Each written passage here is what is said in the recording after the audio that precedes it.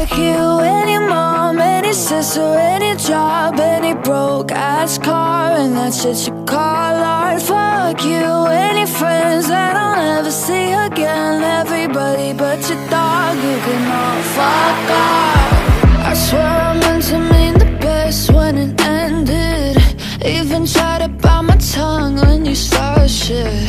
Now you're texting all my friends, asking questions. They never even liked you in the first place. Dated a girl that I hate for the attention. She only made it 2 days, what a connection. It's like you'd do anything for my affection. You're going all about it in the worst ways. I was into you, but I'm over it now.